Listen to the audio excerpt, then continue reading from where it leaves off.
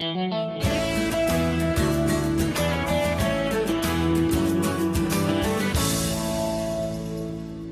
like to take some time now and talk a bit about what to expect during Election Day.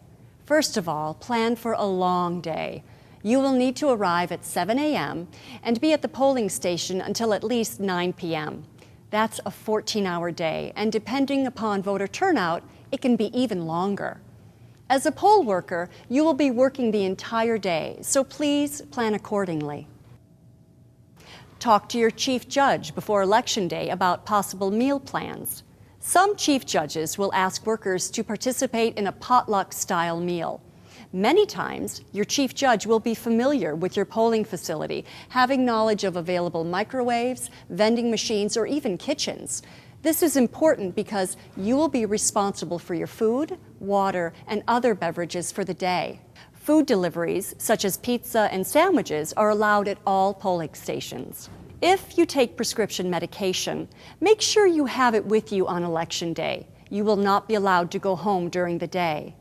Please, dress comfortably and appropriately. It's a good idea to dress in layers, as each polling place has its own standard temperature. Leave your political self at home. You will need to be as neutral as possible on Election Day. Keep your comments to yourself and do not wear any politically themed clothing, hats, pins, or buttons. Use common sense. You are also not allowed to bring papers that may contain political messages, such as newspapers, magazines, or brochures. Elections are held up to 4 times a year in March, May, August, and November. The elections you'll be working on can encompass federal, state, local issues, and initiatives. Since 2010, elections in Idaho have been consolidated to the county level. This means the 44 counties in Idaho conduct all of the elections within their boundaries.